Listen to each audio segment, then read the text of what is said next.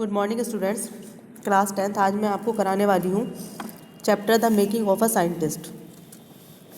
इसमें क्या बताया गया है, रिचर्ड एब्राइट हैं, उनके बारे में बताया गया है, उनकी स्टार्टिंग से लेकर एंड तक की क्या उन्होंने कैसे कैसे इन्वेंशंस किए। स्टार्ट करते हैं।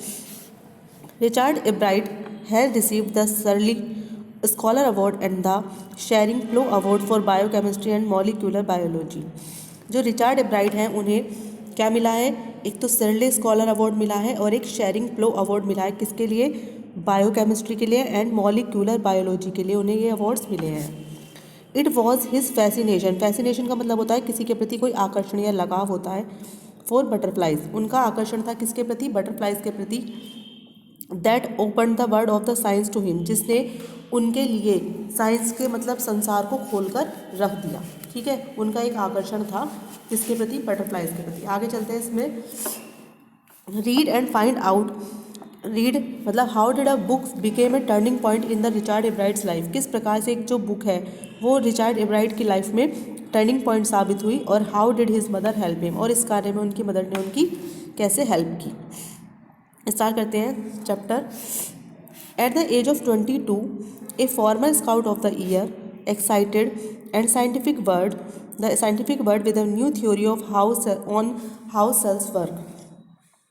एट द एज ऑफ 22, 22 साल की उम्र में एक फॉर्मर मतलब कि पूर्व स्काउट ऑफ द ईयर, जिन्होंने क्या किया था कि किस प्रकार से हाउ सेल्स वर्क, किस प्रकार से कोशिकाएं कार्य करती हैं, इस प्रकार के एक सिद्धांत को, इस थ्योरी को क्या किया, प्रतिपादित किया। और इससे क्या हुआ, पूरे साइंटिफिक वर्ल्ड को उन्होंने क्या कर दिया, जो विज्ञान जगत है उसको आंदोलित कर दिया, एक्साइटेड कर दिया। Richard H एब्राइट and his college roommate, जो रिचर्ड है और उनके Richard एब्राइट and his college roommate explain the theory in an article in the proceedings of the national academy of the science. जो रिचर्ड एब्राइट है और उनके एक क्लास मतलब कि कोई सहपाठी हैं, रूममेट हैं, उन्होंने क्या किया, एक्सप्लेन किया कौन सी theory? The proceedings of the national academy of science. ये एक पत्रिका है जिसमें उन्होंने अपने इस सिद्धांत को प्रतिपादित किया, मतलब एक आर्टिकल दिया है इस बुक में। ये एक पत्रिका है, जैसे हमारे यहाँ टाइम्स ऑफ इंडिया है, कोई सी भी पत्रिका आती है, तो इस प्रकार से उन्होंने इस पत्रिका में, किसमें? The proceedings of the national academy of science में, इसमें अपना एक आर्टिकल ये वाला एक्सप्लेन किया। It was the first time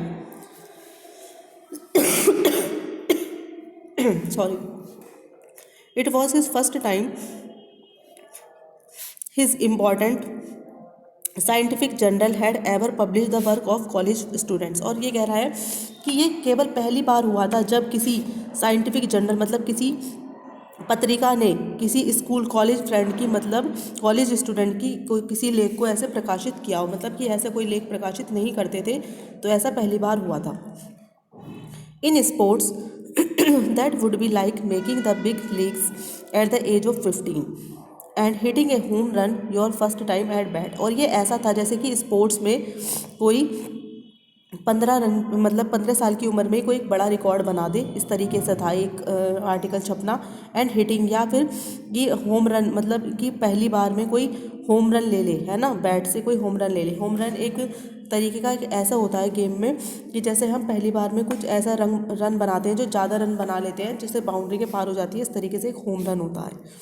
for Richard एब्राइट it was the first in the long strings of achievements in science and other fields. और क्या हुआ था, रिचर्ड एब्राइट ने ना कि केवल साइंस बल्कि अन्य क्षेत्रों में भी उपलब्धियों की एक लंबी श्रृंखला तैयार कर ली। ठीक है, अदर फील्ड्स में भी। And it was all started with butterflies. और उन्होंने क्या किया, यह सब तितलियों से ही शुरू किया था। सबसे पहले उन्होंने क्या की थी, तितलियाँ ही पकड़नी शुरू की थी। An only child Ebright grew, एक मिनट,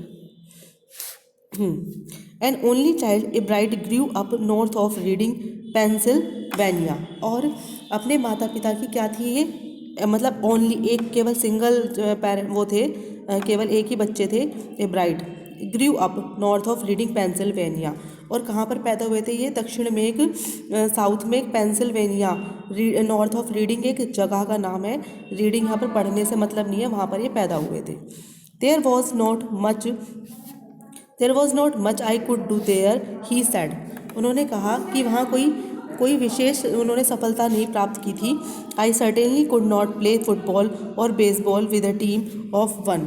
और वो कह रहा है कि ना तो निश्चित रूप से कोई व्यक्ति की टीम से और ना तो फुटबॉल से ही बेसबॉल खेल सकता था, परंतु but there was one thing I do collect thing. लेकिन एक काम था जो मैं कर सकता था और वह था कलेक्ट थिंग्स, चीज़ों को कलेक्ट करना। ये मुझे बहुत ज़्यादा पसंद था, जबकि मुझे और चीज़ें इतनी पसंद नहीं थी। तो कह रहा है लेकिन मुझे एक चीज़ बहुत ज़्यादा पसंद थी, वो क्या थी? चीज़ों को कलेक्ट करना। आगे चलते हैं। सो ही डिड एक मिनट सो ही डिड, इसलिए उन्होंने ऐसा ही किया। एंड डिड ही एवर, और ऐसे ही हमेशा मतलब करते रहे। Beginning in kindergarten, a bride collected butterflies with the same determination that has marked all his activities। और किंडरगार्टन से ही मतलब कि छोटेपन से ए ब्राइड ने तितलियाँ एक कलेक्ट करनी शुरू कर दी थी, करते रहे। और जो उसकी मतलब दृढ़ संकल्प को प्रमाणित करती है, मतलब उसके अंदर इतना डिटर्मिनेशन था, ये उसको प्रमाणित करता है कि उसने ये शुरू से किया। He also collected rocks, fossils, coins. और उसने क्या क्या और कलेक्ट किया? मतलब चट्टानें जो होती हैं, और फोजिल्स होते हैं जीवाश्म, जो जैसे कि डेड रिमेन्स रह जाते हैं, जो समुद्र में जो जानवर है होते हैं ना उनके, या वैसे मनुष्य के जो डेड रिमेन्स होते हैं उनको कहते हैं फोजिल्स, जीवाश्म, है ना। और कॉइन्स, उन्होंने ये सब कलेक्ट की। He became an eager astronomer to sometimes star gazing all night. और वो कभी कभी क्या करते थे? तारों को सारी रात देखते रहते थे, जिससे वो क्या कहलाए कि वो जैसे कि जिज्ञासु खगोल शास्त्री भी बन गए। ठीक है, ईगर एस्ट्रोनोमर मतलब जिज्ञासु, किसी चीज़ की ईगर हो। आगे चलते हैं सेकेंड स्टैंजा पर। From the first time he had a driving curiosity along with a bright mind। और इसमें क्या बताया गया है कि जब वह पहली मतलब कि फ्रॉम द फर्स्ट जब वह पहली कक्षा में थे, he had driving curiosity along और विद ए ब्राइट माइंड, उनके जो ब्राइट माइंड था उसमें एक क्यूरियोसिटी जागी, किसकी? ड्राइविंग की, है ना, भ्रमण की उत्कंठा जागी।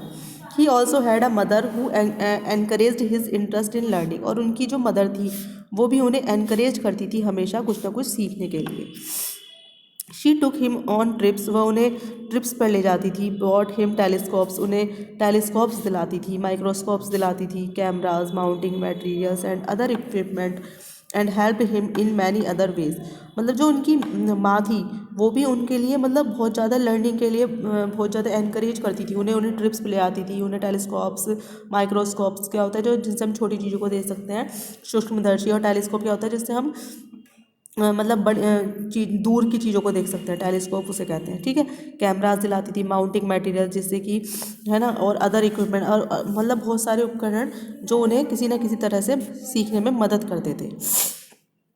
I was his only companion until he started school. और वो कहती है उसकी माँ कि मैं केवल, उसकी माँ कहती है, ही हिज मदर सेड, कि केवल मैं उसकी एक साथी थी। जब वो मतलब स्कूल शुरू हुआ तब तक उसका कोई और साथी नहीं था।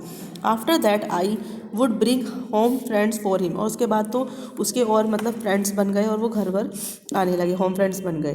बट एट नाइट, लेकिन रात में, ही जस्ट डिड थिंग्स टुगेदर। लेकिन हम जब मतलब रात में हम दोनों ही होते थे, हम दोनों ही जो चीज़ें थे साथ साथ करते थे। Richie was my whole life. वो कहती हैं रिचार्ड को उन्होंने शॉर्ट में मतलब उसकी माँ रिची बुलाती थी, तो कहती है Richie was my whole life, Richie ही मेरा पूरा जीवन है। After his father died when Richie was in 3rd grade. और जब मतलब उसके पिता जब से उनकी डेथ हुई है, जब रिची 3rd क्लास में था, तब से ही रिची मेरा पूरा जीवन बन गया, मतलब रिची ही मेरे लिए सब कुछ रहा। उसके बाद she and her son spend almost every evening at the dining room table. और वह और उसका बेटा मतलब इब्राहिम शाम के समय डाइनिंग टेबल पर बैठकर समय बिताते थे। If he did not have things to do. और जब उन्हें कोई कार्य करने के लिए नहीं होता था, मतलब उसके लिए कोई कार्य करने के लिए नहीं होता था रिची के लिए, तो I found work for him. तो उसकी माँ कहती कि मैं उसके लिए काम ढूंढ लेती थी। नॉट फिजिकल वर्क, जरूरी नहीं कि मतलब फिजिकल वर्क ही हो, बट लर्निंग थिंग्स, है ना, कि कुछ जिससे वो सीखने की चीज़ें। His mother said he liked it, और वह उसे पसंद भी करता था, और ही वॉन्टेड टू लर्न, और वह उन्हें सीखना चाहता था। एंड लर्न ही डिड, और मतलब वह सीखना चाहता था, उसने सीखा भी। He earned top grades in school, वह मतलब स्कूल में भी अच्छे ग्रेड्स अर्न कर रहा था। On every day things he was just like every other kid, his mother said, और मतलब वो कह रहा है कि मतलब उसकी माँ कहती है कि वह स्कूल में भी अच्छे ग्रेड्स कर रहा था, और वह मतलब प्रत्येक वस्तु के जैसे और बच्चे होते हैं वो उनके जैसा ही था, मतलब कुछ लाइक अदर चाइल्ड ही था, उनके समान ही था। But by the time he was in the second grade, लेकिन जब वो सेकेंड ग्रेड में मतलब कि सेकेंड ग्रेड में आ गया, सेकेंड क्लास में आ गया, पढ़ रहा था, एब्राइट had collected all 25 spices of butterflies found around him own town home town. वो कह रहा है कि उसकी माँ बताती है कि इब्राइट ने, जब वो सेकंड क्लास में था, तो इब्राइट ने 25 स्पाइसेस, मतलब स्पाइसेस होती हैं जातियाँ, इस तरह की 25 स्पाइसेस ऑफ बटरफ्लाइज, इतनी तरह की जातियों की जो वो थी बटरफ्लाइज, उनको जो उनके होम टाउन के चारों ओर थी उनको कलेक्ट किया। तो इसमें यहाँ पर नीचे ये दी हुई हैं सारी स्पाइसेस, इनको ज़रूरत नहीं है पढ़ने की, आगे देखते हैं। That probably would have been the end of my butterfly collecting, he said, but then my mother got me a children book called The Travel of Monarch X। वो कहते हैं शायद मतलब जो ये बटरफ्लाई कलेक्ट करने का जो शौक़ था, मतलब ये ख़त्म ही होने वाला था, मतलब मुझे इसमें भी अब ज़्यादा इंटरेस्ट नहीं आता। ही सेड, उसने वह कहता है ब्राइट, बट लेकिन जब my mother got me a children's book, लेकिन जब मेरी मदर मेरे लिए एक बुक लाई, उसका नाम क्या था, the travels of monarch x, जब ये बुक लाई, दैट बुक, और उस बुक में विच टोल्ड, उसमें क्या बताया गया था कि how monarch butterflies migrate to Central America open the world of the science to the eager young collector. तो वो कहता है कि जब इस पुस्तक में ये बताया गया कि जो तितलियां हैं, मोनार्च बटरफ्लाइज, जो बड़ी मतलब रानी तितलियां होती हैं, राजा तितलियां, वो किस प्रकार से सेंट्रल अमेरिका को माइग्रेट, मतलब एक स्थान से दूसरे स्थान पर जो वो जाती हैं, कि किस प्रकार से के लिए जाती हैं। तो इससे जो साइंस के जगत के प्रति जो युवा है, मतलब कि यंग कलेक्टर है, उनके लिए एक द्वार उसने खोल दिया, मतलब कि उसका मन अब इसकी तरफ फिर से करने लगा। आगे, at the end of the book, और इसके बुक के एंड में क्या था, readers were invited to help study butterfly migration, और इस बुक के एंड में ये कहा गया था कि जो रीडर्स हैं वो भी बटरफ्लाई को माइग्रेशन में हेल्प कर सकते हैं, मतलब उनको भी आमंत्रित इसमें किया गया था। दे वर आस्क्ड टू टैग, और उनसे कहा गया था कि वो क्या कर सकते हैं, बटरफ्लाई को टैग कर सकते हैं, for research by doctor Frederick A Urquhart of the university of Toronto Canada. और उसमें क्या कहा गया था, उनसे अनुरोध किया गया था कि वे लोग क्या करें, तितलियों के पैरों में क्या टैग लगाएं, और टोरंटो विश्वविद्यालय के जो डॉक्टर फ्रेडरिक ए अर्क्यूहार्ड है उनके पास कनाडा भेजें। मतलब एक टैग होते हैं जैसे कि उनके पैरों में लगाने हैं, जैसे कलरफुल जो टैग्स होते हैं ना, उनको लगा के भेजना है, जिससे कि वो पता करेंगे कि वो कहाँ तक उड़ सकती हैं। उसके बाद and soon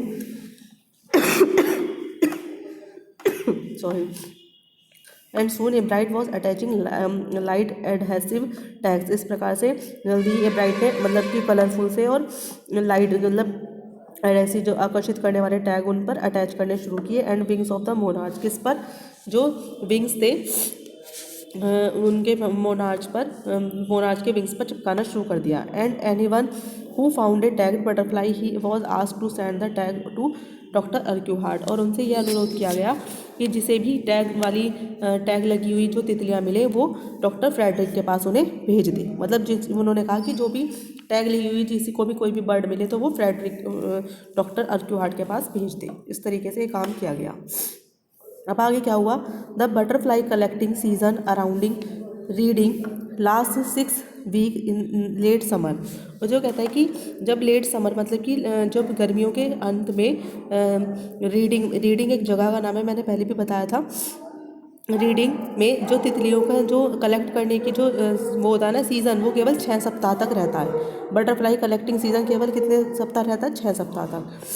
if you are going to chase them one by one, और यदि तुम इन्हें एक टाइम में एक बार कलेक्ट करोगे तो you would not catch very many, तो तुम बहुत सारी मतलब कलेक्ट नहीं कर पाओगे, क्योंकि 6 हफ्तों का टाइम होता है कुल, तो बहुत सारी नहीं कलेक्ट कर सकते। So the next step for Ebright was to raise a flock of butterflies, तो इसलिए क्या करा एब्राइड ने, अगला स्टेप क्या उठाया कि तितलियों को झुंड में पकड़ना। उन्होंने सोचा कि इन्हें फ्लॉक्स में कैसे पकड़ा जाए। He would catch up female monarch, उसने क्या किया, एक फीमेल मोनार्च को पकड़ा, है ना, फीमेल वाली को पकड़ा। टेक्स हर एग्स, और उसके क्या किए, उसके अंडे लिए, and raise them in the basement through their life cycle, और उन्हें अपने बेसमेंट में लेकर उसके जो पूरा लाइफ साइकिल है, जीवन चक्र पूरा होने तक उसका पालन पोषण किया। फ्रॉम एग्स टू कैटरपिलर, जिससे फिर वो एग से कैटरपिलर बने, और कैटरपिलर से प्यूपा, और फिर प्यूपा से क्या बना, एडल्ट बटरफ्लाई बनने तक उसने इस तरीके से उन्हें पालना शुरू कर दिया। Then he would tag the butterflies wings, इस प्रकार से फिर जब वो बड़ी हो गई तो उसने उनके विंग्स में टैग लगा दिया, and let go them go, और फिर उन्हें जाने दिया। कई वर्षों तक, several years, him basement was home two thousands of monarch in different stage of development, इस प्रकार से मतलब कि कई वर्षों तक, जब तक उनका शारीरिक विकास की अवस्था में थी, कभी कोई सी प्यूपा में थी, कोई लार्वा में थी, है ना, कैटरपिलर में थी, कोई एग में थी, इस प्रकार से डिफरेंट स्टेज ऑफ डेवलपमेंट वहाँ पर मोनार्च की उसने हजारों तितलियों का वहाँ पर अपने बेसमेंट में उनका घर बना लिया था। ठीक है, आगे इवेंचुअली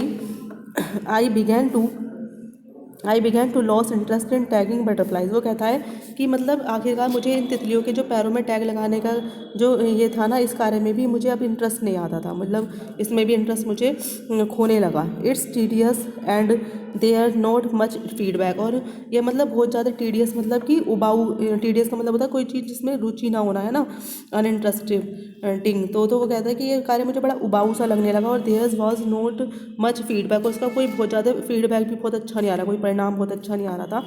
एब्राइट ने कहा, in all the times I did it, और कह रहा है कि मैंने इतने समय तक ये कार्य किया, लेकिन only 2 tags butterflies I had tagged were recaptured, और केवल 2 टैग लगी हुई तितलियों को ही उसने दोबारा पकड़ा। उन्होंने कहा था ना कि जो भी टैग लगी हुई तितलियों को पकड़ेगा, तो कह रहे कि केवल 2 टैग लगी हुई तितलियों को ही मैं पकड़ पाया।